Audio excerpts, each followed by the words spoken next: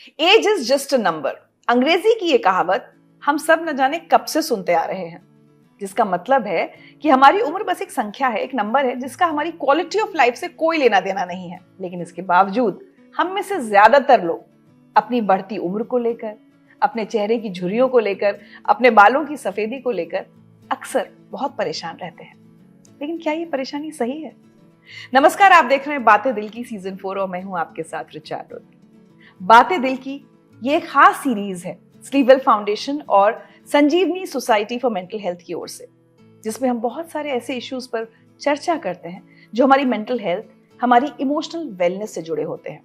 और आज का हमारा टॉपिक है एजिंग ग्रेसफुली। कह सकते हैं कि ये कहना बहुत आसान है, करना मुश्किल होता है, लेकिन कैसे हम सब ग्रेसफुली एज कर सकते हैं, अपनी बढ़ती उम्र को स्वीकार कर सकते हैं, क्योंकि उसको बदलने का कोई तरीका है नहीं हमारे पास। इस पर चर्चा करने के लिए आज मेरे साथ जुड़ रही हैं Sanjeevani society for mental health से वॉलंटियर काउंसलर नीलम अग्रवाल। नीलम जी, बहुत बहुत स्वागत है आपका। Thank you Richa. सबसे पहले तो is it possible to age gracefully? Possible definitely है, लेकिन उसके लिए भी एक प्रिपेयर्डनेस चाहिए। जैसे कि एक जर्नी है, कोई भी जब जर्नी शुरू करते हैं तो उसकी तैयारी करते हैं। इसमें भी कई तरह की हमारी तैयारी लगेगी, फिजिकली, मेंटली, इमोशनली। क्या मैं वो तैयारी करती हूँ, या मैं अपने आप को एक पर्टिकुलर एज स्लॉट में डाल के वहीं पर रहने की कोशिश करती हूँ? क्योंकि एजिंग एक बहुत नॉर्मल है प्रोसेस है, बहुत नेचुरल प्रोसेस है। जिस वक्त से हमारा जन्म होता है, हम उसी वक्त से हमारी एजिंग शुरू हो जाती है। लेकिन फोकस हमारा क्या रहता है? अगर रिचा मैं आपसे पूछूं कि आप 1 मिनट सोच के देखिए कि एक प्राइम स्टेज ऑफ लाइफ जिसकी होड़ में कहीं हम सब लगे हुए हैं या अपने आसपास देखते हैं, तो वो स्टेज कौन सी होगी? मुझे लगता है यूथ में तो सारा स्ट्रगल करने में ही ज्यादा टाइम निकल जाता है। बिल्कुल, ये लेकिन मोस्टली जो सोच हम देखते हैं कि कई बार कहते हैं ना, you are in your prime stage of life. तो वो प्राइम स्टेज कई बार वो 23 की उम्र से मे बी 33 देख लो, सो उसको माना जाता है। हम सबका फोकस वही रहता है कि मैं उस स्टेज में कैसे फिट इन हो जाऊं। तो कई बार जब हम अपने आप को एसोसिएट कर देते हैं कि मेरी पहचान शायद उसी से रहेगी, मेरे मेरी लाइफ में अच्छा तभी होगा, मेरे वर्क स्पेस में, मेरे रिश्तों में, मेरे स्पाउस के साथ रिलेशनशिप मैं अच्छा दिखूंगा या दिखूंगी, तभी हमारी रिलेशनशिप बहुत टाइट होगी। तो हर चीज को जब मैं उस प्राइम स्टेज ऑफ लाइफ से जब एसोसिएट कर लेती हूँ, तब मैं उसमें रहने की उस पोजीशन में आ जाती हूँ। मैं ये नहीं कहूँगी कि 40 वाले हैं वो उस प्राइम स्टेज में आना चाहते हैं। कई बार जो 15 साल का बच्चा है, जिसकी अभी कुछ एक्नेज निकल रहे हैं, गर्ल्स की बॉडी जो डेवलप हो रही है, या बॉयज को आप देखते हैं थोड़ी मुस्टैच आई है, उनको भी बहुत अच्छा नहीं लगता, बहुत एक्सेप्टिंग नहीं होते अपने एज के। उनको भी उसी 23 वाले में जाना है। लगता है कि वहां जाके शायद मैं बेटर दिखने लग जाऊं, लोग मुझे अलग तरीके से देखेंगे, मुझे शायद रिस्पेक्ट मिलेगी, अटेंशन मिलेगा। तो ड्रेसअप वो भी उसी तरह से कर रहे हैं। जो 40-50 वाले हैं वो भी वैसे ही ड्रेसअप करना चाहते हैं। और ये $1 बिलियन की जो इंडस्ट्री चल रही है उसी की वजह से आई थिंक वो इंडस्ट्री, कई बार वो सोशल मीडिया, हमारा कल्चर या डीप एक कंडीशनिंग है कि अगर मैं इस तरह से दिखूंगी तभी मेरी वर्थ है, नहीं तो शायद मेरी वर्थ अब कम हो जाएगी। ये जो थॉट है, ये जो कंडीशनिंग है, ये मुझे इस नेचुरल प्रोसेस से, उससे मैं लड़ती हूँ। मैं ये कहूँगी कि चेंजेस तो बॉडी में आएंगे। अगर किसी ने एक बेबी डिलीवर किया है तो उसकी बॉडी में बहुत स्वाभाविक है बदलाव आएगा। कई बार मैं जो 30s में 10 काम एक साथ कर लेती थी, मे बी उसमें अब 10 कामों में मुझे 1-2 कम करने पड़ेंगे, नहीं तो मेरे को दिक्कत होती है। शायद मुझे एक छोटा सा नैप लेना पड़े दोपहर को, राइट? वो कई बार जरूरी हो जाता है, लेकिन हम उन सबको चेंजेस को एक्सेप्ट नहीं करते। और जब हम एक नेचुरल प्रोसेस से जब लड़ाई होती है, तब वो कहीं ना कहीं उस कश्मकश में वो हमारी इमोशंस पे, हमारी भावनाओं पे उसका बहुत असर होता है, और कहीं वो रोकता है हमें ग्रेसफुली एजिंग करने में। ग्रेसफुली एजिंग की बात कर रहे हैं, what do you mean by ageing gracefully? अगर मैं आपसे एक एग्जांपल दूं, कोई बात मैं सोचती भी हूँ तो मेरे मन में मेरी दादी का ख्याल आया, या I thought about my mom and dad, और मुझे लगा उस वक्त एजिंग को बड़े अच्छे से एक्सेप्ट भी किया जाता था। मुझे याद नहीं कि मेरे पेरेंट्स ने इतनी अपनी फेस को रिंकल्स को हटाने के लिए इतनी मेहनत करी होगी, सीरम लगा रहे हैं, बोटॉक्स फिलर्स हो रहे हैं। देखिए, फिट रहना बहुत अच्छी बात है। कई बार जब हमारा मैक्सिमम फोकस उसी पे हो जाता है तब दिक्कत आती है। पहले एजिंग की तो देखा जाता था कि मुझे रिस्पेक्ट मिलेगी, अब मेरी पहचान बढ़ेगी, बच्चे आते तो प्रणाम करते हैं, राय लेते हैं। लेकिन अब ये क्वेश्चन मार्क कहीं बन रहा है। चाहे मैं 40 की हूँ, चाहे मैं 20 हूँ, या I am turning 60, can I own up that age? True, right? Can I do my best? शायद मेरी सोशल लाइफ बदल जाएगी, शायद मेरे फिटनेस में कुछ अंतर आ जाएगा, लेकिन उन सबको देखते हुए can I accept myself with that age? क्योंकि जब मैं लड़ूंगी नहीं तो मैं उसको और देखूंगी कि मैं इसको बेस्ट वे में कैसे जी सकती हूँ, और I will try to live a full life in that particular age. पिछले कुछ सालों से मैं देख रही हूँ कि महिलाओं के लिए भी, पुरुषों के लिए भी, अंकल आंटी अगर कोई उन्हें कह दे तो बहुत बुरा लगता है। बिल्कुल, बिकॉज इतना सब कुछ कहा जाता है ना कि एज शेमिंग का, कि अच्छा अगर इस एज में आ गई तो आपको ये बात समझ नहीं आएगी, आपकी कैपेसिटी कम हो जाएगी, तो कहीं हम छुपाते हैं उसको। एक शेम जुड़ी हो जाती है एज के साथ। आई रिमेम्बर समवन, किसी को आंटी बोल दिया तो उनको इतना इम्पैक्ट हुआ, वो जाके उनको बताया गया कि मेरी ये एज है और तुम मुझे आंटी नहीं कह सकती, इतना अपने आप को डिफेंड किया।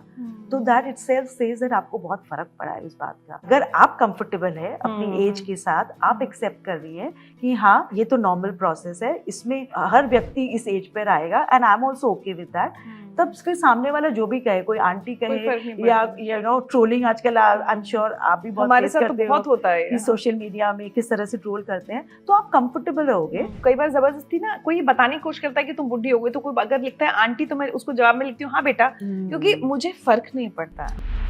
नीलम जी, जो लोग नहीं कंफर्टेबल हो पाते, क्या ये ज्यादा होता है कि महिलाओं के साथ ये प्रॉब्लम ज्यादा है कि नहीं कंफर्टेबल हो पाते? तो मैं चाहूंगी अगर आप किसी केस के जरिए माध्यम से अगर एक्सप्लेन करना चाहें, how can it affect our mental health या emotional wellness? Specially I would say महिलाओं के साथ तो और भी सबसे ज्यादा जुड़ा है, एंड महिलाओं के साथ तो बहुत पुराने जमाने से जुड़ा है कि कैसे आपको सुंदर दिखना है। बॉडी शेमिंग भी महिलाओं की ज्यादा होती है, सबसे ज्यादा महिलाओं के साथ होती है। उनके लिए शुरू से स्ट्रगल रहा है, मेन के साथ फिर भी उनकी बॉडीज के साथ काफी एक्सेप्टिंग है कि चलो कोई बात नहीं है, बट फीमेल्स के साथ आपकी स्किन अच्छी दिखनी चाहिए, आपको उसी तरह से दिखना चाहिए, आपके बाल सफेद नहीं होने चाहिए, बिल्कुल आपको अट्रैक्टिव दिखना चाहिए। जब भी मैं आसपास इतना सुनते हैं, कई बार मेरे अंदर जो मैं एक स्पेस ओन करती हूँ, जो मेरा सेल्फ वर्थ है, वो कई बार हिल जाता है। कई बार मैं डाउट करने लग जाती हूँ। I remember someone who was coming to Sanjeevani, जब बातचीत हुई तो पता चला एक पोस्टपार्टम जो डिप्रेशन होता है, she was going through that. उन्होंने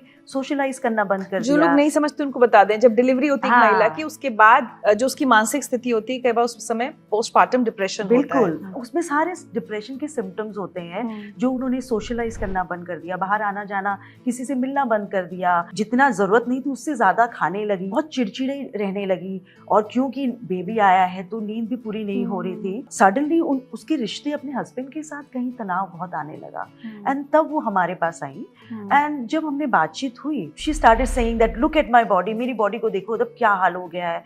तो हाउ शी वाज कंप्लीटली, वो अपने बॉडी को रिजेक्ट कर रही थी कि पुराने कपड़े सब ऐसे ही पड़े हैं, आई विश मैं उसमें फिट हो पाती, अब मैं कैसे पार्टी में जाऊं। तो सारा वो थॉट प्रोसेस इतना बॉडी के ऊपर आ गया था कि मैं कैसे दिख रही हूँ, और मेरी एज हो रही है, मुझे अपने बच्चे का भी ध्यान रखना पड़ रहा है, मन में इतने भावनाएं चलती है, तो मैं सुबह टाइम पे उठ नहीं पाती। बहुत कुछ उसकी मानसिक स्थिति पे उसका असर आया। सो धीरे धीरे जो सेल्फ वर्थ, जो कि वो अपनी बॉडी इमेज में ढूंढ रही थी, जब वो देखने लगी कि ये जो सेल्फ वर्थ जहाँ पे मैं ढूंढ रही हूँ, मे भी उसके तरीके बदल गए हैं, शायद मुझे तरीके बदलने पड़े। बहुत कुछ है जो मेरे पास है, जो कि मैं नहीं देख पा रही, कि मैं हमेशा से माँ बनना चाहती थी। There is a new person in my life, वो जितनी खुशियाँ उसके साथ आ रही है, और बाकी मेरा हस्बैंड कितना सपोर्टिव है इस, और मेरे पास एक बड़ा सपोर्ट सिस्टम है, जो कि मेरी मदर मेरे को हेल्प करने के लिए हमेशा तैयार है, और जो मेरी धीरे धीरे अगर मैं एक्सरसाइज करूंगी तो मेरी एनर्जीज वापस आ जाएगी। तो the moment she started accepting that हाँ ये बहुत नेचुरल प्रोसेस है, वो उसकी अच्छाइयाँ भी देखने लगी, और इस तरह से फिर धीरे धीरे she got back her her confidence in herself, her relationship अच्छे हो गए, रिश्ते फिर ठीक होने लगे, एंड अपनी नॉर्मल लाइफ में फिर वो धीरे धीरे चली गई।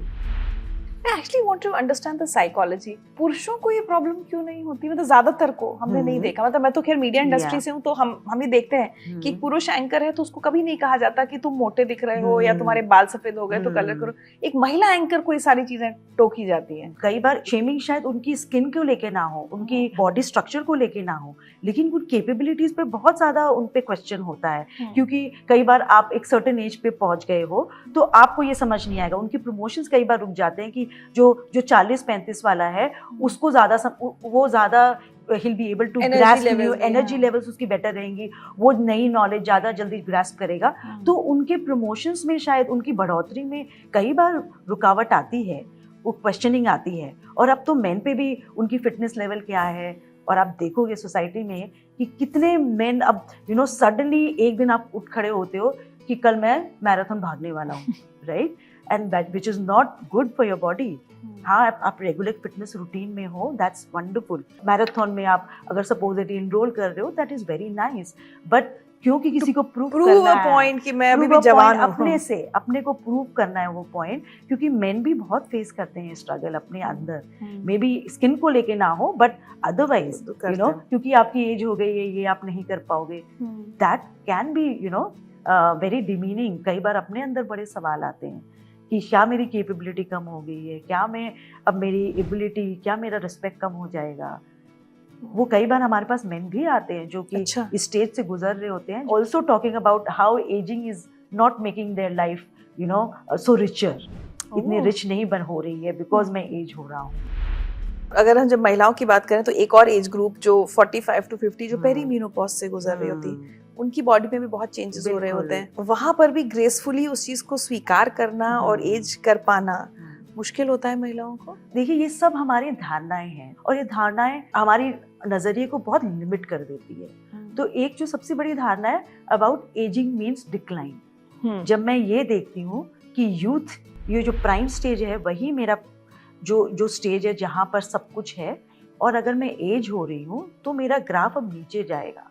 तो जैसे ही अगर मेरा ये नज़रिया बन गया है तो मैं उस एजिंग को ऐसा देखूंगी कि शायद मेरी डिपेंडेंसी अब बढ़ जाए, शायद मेरा फ्रीडम अब कम हो जाएगा, ज़रूरत अब कम हो जाएगी अराउंड जो मुझे इम्पोर्टेंस मिलती थी बच्चों से, हस्बैंड से। सो जब मैं डिक्लाइन की तरह देखती हूँ इस एज ग्राफ को, तब वो मेरी जितनी एनर्जीज है, जितनी मेरी स्पिरिट है, मेरी पर्सनालिटी है, उसको सबको ऐसे निचोड़ लेता है। आई रिमेम्बर एक 60-70 ईयर्स के मेल हमारे पास आए थे, उन्होंने बड़ी अच्छी लाइफ जी है, बहुत फिट थे एंड सब कुछ अपने आप कर पा रहे थे। जब हमने पूछा कि आपने काउंसलिंग के लिए एनरोल कराया तो what is the issue that you are coming with, and he said that मेरी एज 70 की हो रही है और अब तो मेरा ग्राफ ही नीचे ही जाने वाला है, तो मैं समझना चाहता हूँ कि मैं करूँ क्या, क्योंकि अब तो मैं डिपेंडेंट हो जाऊंगा।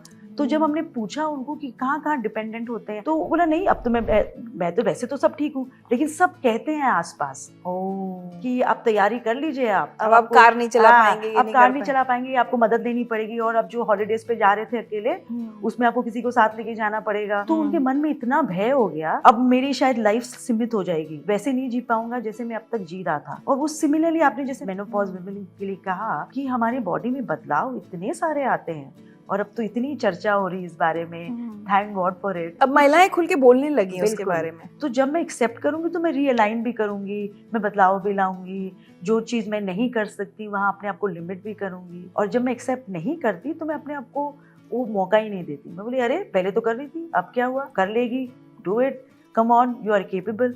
तो कई बार उससे जब लड़ने लगते हैं, कुछ चाहे वो मेनोपॉज का स्टेज हो या जब बेबी हुआ है, या फॉर मेन जब वो फिटनेस लेवल थोड़ी सी कहीं पर क्वेश्चनेबल हो रही है, हर स्टेज पर वो एक्सेप्टेंस हम नहीं कर पाते, तो उससे फिर हम लड़ते रहते हैं और फिर वो हमारे पे इम्पैक्ट करती है। तो नीलम जी, अभी तक हमने एक पक्ष की बात की कि कहाँ एजिंग में कहाँ हमको कोई कॉम्प्लेक्सेस आ जाए या इंफीरियोरिटी कॉम्प्लेक्स आ जाए या मुझे लगे मैं केपेबल नहीं हुई हूँ। इसी तस्वीर का दूसरा पहलू यह है कि हम रिजिड भी हो जाते हैं। हमको बहुत पता है, हम बहुत एक्सपीरियंस्ड हैं, तुम हमें मत सिखाओ। बिल्कुल, एक 20 साल की लड़की से मैं कहूँ कि I know more than you, मेरी उम्र इतनी है, बिल्कुल, तो वो भी ग्रेसफुल एजिंग तो नहीं है मेरे ख्याल से, जब हम दूसरी पीढ़ी को समझना ही नहीं चाहें, क्योंकि आई एम वेरी एक्सपीरियंस्ड। और कई बार ये भी होता है ना कि हम परिवार में कितना सुनते हैं कि हमने उम्र गुजारी है, हमें पता है, हमारी सोच जो है, मेरे उसूल है वही सही है। धूप में बाल सफेद धूप में बाल सफेद नहीं है। एक बड़ी इंग्लिश में कहावत अच्छी है कि what can bend cannot break. So अगर हम फ्लेक्सिबल रहें, अगर हम क्यूरियस रहें, जानने को उत्सुक रहें कि इसकी सोच मेरी सोच से फर्क क्यों है, तब हम इस रिलेशनशिप को अच्छा कर पाएंगे। अपनी ग्रोथ तभी होगी। अगर मैं पत्थर बन जाऊं और रिजिड हो जाऊं तो कहीं पर चोट मुझे भी लगी और सामने वाले को भी चोट लगेगी। तो क्या मैं पानी की तरह हो सकती हूँ? वाटर की प्रॉपर्टीज बड़ी स्ट्रांग होती है, उतना पोटेंट होता है कि वो अपना रास्ता कहीं ना कहीं ढूंढ लेता है, लेकिन अपनी जो इम्पोर्टेंस है उसको भी खोने नहीं देता। सपोजिटली मैं ये कहूँ कि एक रिलेशनशिप का, कि मे बी मेरे लिए एक living relationship is something that is questionable for myself, but अगर मेरा grandson is introducing his girlfriend to me saying that ये मेरी गर्लफ्रेंड है, so क्या मैं वो सिचुएशन एक्सेप्ट कर रहा हूँ कि ज़माना बदल रहा है, हाउ किड्स, हमने उनको जो परवरिश दी है उसमें उनकी सोच चेंज है। तो अगर मैं रिजिड हो जाऊं कि नहीं हमारे घर में ये नहीं चल सकता, एंड सब शादी के बाद रिलेशनशिप्स होते हैं, उसके पहले सब दोस्ती रहते हैं, तो वो दूरियां बढ़ जाएंगी। तो वो रिजिडिटी शायद मैं चेंज कर सकती हूँ, क्या मैं क्यूरियस हो सकती हूँ, समझ सकती हूँ कि उनका नज़रिया फ़र्क है, मेरा नज़रिया फ़र्क है। तो उस बदलाव के साथ अगर मैं एक्सेप्टिंग होती हूँ, क्यूरियस होती हूँ, तो उसमें रिश्तों में भी अच्छा होता है, और मेरी एज जो हो रही है उसमें आई वुड से ग्रेस भी आता है कि people look up to me. वो मेरे से पास आते हैं राय लेने के लिए, कॉन्वर्सेशन करने के लिए, मुझे काटते नहीं कि उनको छोड़ो, उनकी तो सोच ही बहुत ही पुरानी है। हम लोग सब ऑब्जर्व करें, अगर हमारे परिवार में, एक्सटेंडेड फैमिली में जो कोई बुजुर्ग दादी नानी या दादाजी नाना जी जो बड़े फ्रेंडली होंगे, जो है ना हमेशा हंसते मुस्कुराते रहेंगे, चीयरफुल रहेंगे, उनके पास बच्चे जाना चाहते हैं, बिल्कुल जाना चाहते हैं, है ना। हाँ।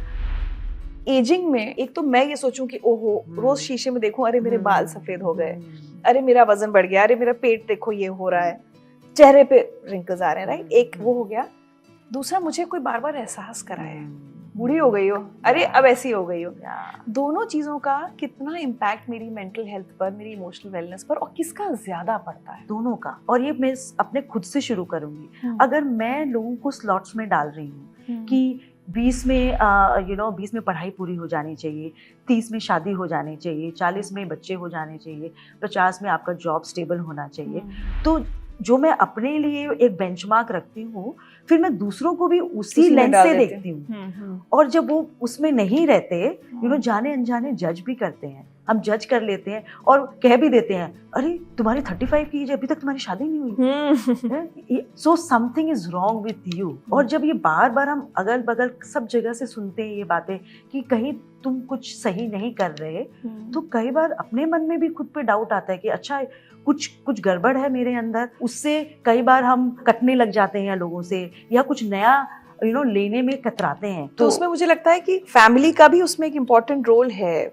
कि वो आपको उस तरह का एहसास ना कराएं। बिल्कुल। और हमारे अंदर वो कॉन्फिडेंस रहे। In fact I want to share this, मेरी माँ भी अब 70 साल की होने वाली हैं, और लेकिन 4 साल पहले उन्हें कैंसर जब डायग्नोज हुआ तो उसका ट्रीटमेंट, बहुत सारी चीजें, लेकिन आज भी घर में कोई चीज होती ना, या अगर किसी ने पूछा खाना क्या बनाना है, तो मैं हमेशा कहती हूँ माँ से पूछो, क्योंकि मुझे ये लगता है कि उनके मन में कभी ये ना आए कि पहले सारे डिसीजंस हम लेते थे, अब हमसे नहीं पूछा जा रहा है। तो स्पेसिफिकली हम लोग हमेशा कि ऐसा कर लें क्या वैसा कर लें, तो ताकि बिल्कुल उनको कभी ये ना लगे कि मैं इम्पोर्टेंट नहीं हूँ। बिल्कुल। तो आसपास के लोग डेफिनेटली बहुत बड़ा रोल प्ले करते हैं कि उनकी मौजूदगी का, कि at least we make them feel seen that आपकी मौजूदगी है इम्पोर्टेंट हमारे लिए, आपकी जरूरत है अभी तक। तो लेकिन रिचा, वो अगेन वो आसपास वाले हम फील तो करा सकते हैं, लेकिन जब तक हम खुद में ये बोलते हैं ये लाइट हम खुद में ना ढूंढे, तब तक ये बाहर का जो भी आप करना चाहो, maybe I am sure आपकी मम्मी में वो लाइट होगी अंदर कि मेरे में वो कैपेबिलिटी है। तो वो लाइट, जो अपनी वाली लाइट है ना, वो जितनी रोशनी देगी वो सामने वाली लाइट दे सकती है, लेकिन वो बहुत लंबे समय तक नहीं चलेगी। तो पहले वो कॉन्फिडेंस हमें अपने अंदर ही लाना है। बिल्कुल। मैं 50 की होने वाली हूँ। तो अगर मैं आपसे पूछूं कि मुझे अब आगे जितनी मेरी जिंदगी है, I want to age gracefully, आप मुझे या मुझे से हर किसी व्यक्ति को आप क्या सलाह देंगे? कैसे, how do we age gracefully? जब एक लाइफ को एक जर्नी की तरह देखते हैं, तो एजिंग भी एक जर्नी है, और जब भी हम कोई भी जर्नी पे जाते हैं तो उसकी तैयारी करते हैं। सो तैयारी में सबसे पहले क्या जरूरत आएगी कि सेल्फ अवेयरनेस, कि मैं कितनी जागरूक हूँ उस बारे में कि ये एक जर्नी है, मैं एक लिविंग टिश्यू हूँ, और अगर तो ये तो धीरे धीरे बढ़ेगा ही, तो बदलाव आएंगे। तो वो अवेयरनेस अपने अंदर लाना, जब अवेयरनेस आती है तो मैं उसके बारे में फिर कुछ करती हूँ। चाहे मेरी फिजिकल हेल्थ को लेके हो, तो मैं फिजिकल हेल्थ के लिए अपना रेगुलर चेकअप कराती हूँ, अपना सही समय पे खाती हूँ, एक्सरसाइज जो ज़रूरी है वो करती हूँ। सिमिलरली फाइनेंसेस, जो कि बहुत बहुत इम्पोर्टेंट है। कहते हैं कि now 60s is a new 40 या 80s इज अ न्यू 60, तो हमारी उम्र भी बढ़ रही है। तो हम फाइनेंशियली स्टेबल कैसे हैं, क्योंकि कोई भी डिपेंडेंट नहीं होना चाहता किसी पे। तो मैं फाइनेंसेस भी उसी के अराउंड फिर प्लान करूँगी, क्योंकि मुझे पता है कि एक एज के बाद शायद वो वाली इनकम रेगुलर जो मैं रिटायर हो जाऊंगी जो नया है, तो मैं फाइनेंशियली भी अपना प्लान करूंगी। एक अच्छा पेरेंट, एक जिम्मेदार पेरेंट बनने के इस होड़ में कई बार हम सब कुछ मतलब बच्चों के नाम कर देते हैं, या और डिपेंडेंसी कहाँ पर बहुत बार आ जाती है। हाँ बिल्कुल, something that you can give to your child, but आपको अपने लिए सोचना है, अपनी लाइफ की प्लानिंग करनी है, ताकि आप फाइनेंशियल स्टेबिलिटी रहे। फाइनेंसेस जब रहते हैं तो एक स्टेबिलिटी आती है, इमोशनल स्टेबिलिटी भी आती है, डर कम लगता है, और सबसे ज्यादा कि मैं अपने इमोशंस की कैसे जिम्मेदारी लूं। क्योंकि एज के बाद ना आसपास के लोग भी कहते हैं, अरे अब बच्चों को करने दो, अब तो उम्र हो गई, अब बच्चों को करने दो, जो भी है वो करेंगे। तो मेरे मन में भी आता है कि अरे अब बच्चे मुझे देखेंगे, मेरी जिम्मेदारी लेंगे, लेकिन ये जिम्मेदारी किसकी है? अगर मेरी लाइफ ठीक चले तो सबसे पहले मेरी है। और एक एज के बाद इतना एक्सपीरियंसेस है मेरे पास, एक खजाना है एक्सपीरियंसेस का। मुझे बहुत मन करता है बात करने का, शेयर करने का। शायद मेरे बच्चे बिजी हो गए हैं, शायद वो उनके पास समय नहीं है, तो क्या मैं एक उन बातों के लिए अपने लिए कुछ अलग कम्युनिटी ढूंढूं, एक अलग ग्रुप जो मेरे हम उम्र के हैं। कई बार होता है कि बहुत सारी कम्युनिटीज़ है, सीनियर सिटीजन्स क्लब है, तो उसको जागरूक रखें। और एक बहुत इंपॉर्टेंट एस्पेक्ट जो मैं बात करूंगी, हम कई बार मदद मांगने में हिचकिचाते हैं, देने में हम सब आगे रहते हैं, अरे तुम बताओ क्या काम करना है। गिविंग इज बहुत ईजी हो जाता है, receiving sometimes get very difficult. अगर मैं नई माँ बनी हूँ, मुझे दिक्कत हो रही है, मुझे मेरा टाइम नहीं मिल पा रहा, तो क्या मैं अपने परिवार, अपने दोस्तों से मदद लेके एक टाइम सेट कर सकती हूँ, उनकी मदद ले सकती। अगर एक एज हो रही है, टेक्नोलॉजी थोड़ी समझ नहीं आ रही है, ये बहुत बड़ा चैलेंज हो रहा है आजकल, तो क्या मैं यंगस्टर्स से, क्योंकि उनकी अंडरस्टैंडिंग इस क्षेत्र में ज्यादा है, तो उनसे मदद लेने से ना हिचकिचाएं, क्योंकि सब कुछ हमें नहीं आएगा, राइट? एंड वो किसी भी एज में हो सकता है। अगर मैं 30s की हूँ, जो 20s कर पा रहा है शायद मैं नहीं कर पाऊँ, और जो 50s की सोच है शायद मेरे में फर्क हो, मेरी एबिलिटीज में फर्क हो। बेसिकली जो आप कह रही है ना, सारी चीजों का मुझे लगता है निचोड़ एक ये है कि जो आपकी उम्र है उसको स्वीकार करें, सबसे पहले उसका एक्सेप्टेंस हो। बिल्कुल। लेकिन अब मेरा आखिरी सवाल आपसे उन लोगों के लिए है जो उसी डिनाइल में जीना चाहते हैं, द $1 बिलियन इंडस्ट्री जो हमने सबसे पहले बात की, जो हमारी इसी इनसिक्योरिटी पर या ऐसी डिनाइल पर वो पूरी इंडस्ट्री फल फूल रही है कि आप ये बोटॉक्स करा लीजिए, फिलर का, मुझे तो अब इससे ज्यादा तो टर्म्स भी नहीं पता, इतने सारे आ गए हैं, थ्रेड्स, ये वो, कि सिर्फ मैं 50 की दिखूं नहीं, मैं किसी तरह वो 30-35 जो आप कह रहे हैं ना उसी ब्रैकेट में रह जाऊं। और जिनके पास पैसा है वो खर्च कर रहे हैं, लाखों रुपए खर्च कर रहे हैं सिर्फ यंग दिखने के लिए। क्या वो उनकी मेंटल हेल्थ पर भी असर डाल रहा है? अगर एक दौड़ है और वो जो नॉर्मल दौड़ से अगर मैं उससे लड़ रही हूँ, तो डेफिनेटली मैं अपने आप पे प्रेशर बहुत डाल रही हूँ। कोई भी एक नॉर्मल प्रोसेस है, एक तरीका है, अगर उस पे मैं रुकावट कर रही हूँ, उसके अगेंस्ट में, किसी भी चीज के अगेंस्ट में जा रही हूँ, तो एक डेफिनेटली अंदर एक घबराहट है, एक एंजाइटी है, एक कांस्टेंट एक फियर है कि कहीं वो रिंकल दिख ना जाए, अरे कहीं मेरे कहीं मेरा वेट पुट ऑन ना हो जाए। तो ये कांस्टेंट एक मन में एक भय, वो एंजाइटी तो डेफिनेटली लेके आएगा। और वो एंजाइटी किस तरह से अलग अलग क्षेत्र में आएगी हमें पता भी नहीं चलेगा कि वजह ये है। मुझे समझ नहीं आएगा कि क्यों मैं इतनी, बोलते ना, टची हो गई हूँ। कोई मुझे कुछ बोलता है तो मुझे इतना बुरा क्यों लग जाता है, कई बार इतने झगड़े क्यों हो रहे हैं, मुझे पता ही नहीं है कि मेरे काम पे कैसे इम्पैक्ट पड़ रहा है, मेरी एबिलिटीज में कहाँ इम्पैक्ट हो रही है, मेरी क्यों मैं इतना थक रही हूँ रात को, क्योंकि मैं एक्सेप्ट नहीं कर रही कि मुझे अपने टाइम लिमिट करनी है, तो मैं काम तो उतना ही कर रही हूँ और फिर मैं रात को थक के मेरी नींद उड़ गई है। जब मैं एक एज को ओन अप नहीं करती, जब मैं उसको ऑनर नहीं करती, जो कि एक नेचुरल प्रोसेस है, तो वो लड़ाई एक लड़ती हूँ अपने अंदर, और उस लड़ाई का असर कई जगह पे अलग अलग रूप में दिखेगा। इंस्टाग्राम या फेसबुक पे देख रही हूँ कि कोई मेरे उम्र की लेडी ज्यादा यंग दिख रही है, उसके बाल ज्यादा अच्छे, तो मैं हर समय इस प्रेशर में हूँ ना कि ये ऐसी क्यों दिख रही है और मैं ऐसी क्यों नहीं दिख पा रही। आपको लगता है ये इतने सब जो ट्रीटमेंट्स और इस सब का जो पागलपन शुरू हुआ है, ये सोशल मीडिया की वजह से ज्यादा हुआ है? बिल्कुल ज्यादा हुआ है, और इससे और भी ये है कि कहीं मेरी डेफिनेशन ऑफ ब्यूटी बहुत बहुत लिमिटेड हो गई है। अगर वो डेफिनेशन ऑफ ब्यूटी, फिटनेस, अगर उसको मैं देखूं, उसको क्वेश्चन मेरे को करने की जरूरत है, बिकॉज अब, और ये तो बढ़ते जाएगा, अभी तो मुझे लगता है ये तो और बढ़ेगा, एंड हम इस दौर से जो गुजर रहे हैं ये तो और बढ़ने वाला है। इसी में मैं अपनी सैनिटी के लिए, मैं अपने मेंटल और इमोशनल वेलबींग के लिए, अपने फायदे के लिए, क्या मैं अपनी ब्यूटी की डेफिनेशन को क्वेश्चन कर सकती हूँ? क्या मैं अपनी फिटनेस की डेफिनेशन को क्वेश्चन कर सकती हूँ? वो सवाल उसका है। जब मैं उस पे क्वेश्चन करके अपनी नजरिए को बदलूंगी तो XYZ फिर कुछ भी आता रहे, ठीक है, मे बी इम्पैक्ट होगा, मे बी 10 मिनट मुझे लगेंगे, अरे मेरे भी बाल सफेद हो रहे, लेकिन फिर वो ज्यादा देर तक नहीं रहेगा, एंड फिर मैं अपने आप को नहीं मैं अपने लाइफ में जैसे हूँ ठीक हूँ, तो मैं उस स्टेज पर जल्दी ही आ जाऊंगी, ज्यादा देर तक इम्पैक्ट नहीं कर पाएगा। तो मेरी अपनी डेफिनेशन जो है ब्यूटी की, फिटनेस की या एज की, उसको मैं देखूं और उस पे मैं काम करूं। आई थिंक वही क्रक्स है एजिंग ग्रेसफुली का। तो चलते चलते हमारे सारे व्यूअर्स को, जो स्पेशली ये जो मैं बोल रही हूँ ना कि ठीक है 20-30s वालों को भी होता है, लेकिन हमारी वाली एज को ज्यादा होता है हमेशा ना 50s-60s में, तो तब एक्चुअली लगता है कि oh you are growing old, ageing हो रही है। ऐसे सब लोगों को आप ग्रेसफुल एजिंग के लिए क्या मैसेज देंगे? मैं ये कहूंगी कि एजिंग एक प्रिविलेज है, कि अगर मैं इस एज तक पहुंच गई हूँ, इसका मतलब मैंने एक लंबी भरपूर जिंदगी जी है, इसीलिए यहाँ पहुंची हूँ। तो मैं अपने आप को एक स्लॉट में ना डालूं, या मैं 20s हूँ, या मैं 30s हूँ, या मैं 40s या 50s, जो भी हो, उस नंबर के पीछे जो ह्यूमन है, जो व्यक्ति है, जो फीमेल है, जो मेल है, मैं उसको देखूं, उसकी एक पहचान है उसको देखूं, उसकी कैपेबिलिटीज को देखूं, वो जो पर्सन है उसको देखूं और उसको ऑनर करूं, और उस नंबर को ना ऑनर करूं।